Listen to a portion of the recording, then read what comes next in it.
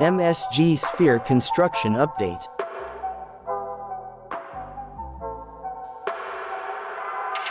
Check out the latest update of MSG Sphere construction.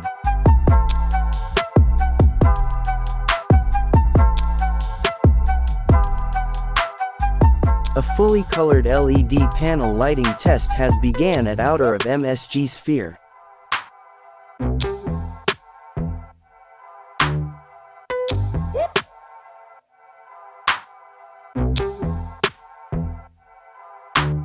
The outer portion of the venue will be covered with 580,000 square feet of programmable LED panels.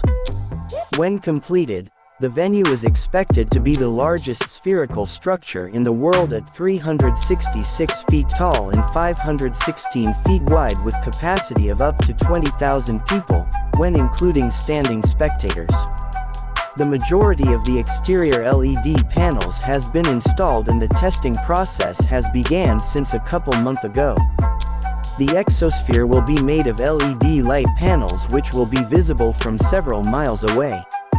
It will be 30% taller than the dome. The night view of MSG Sphere.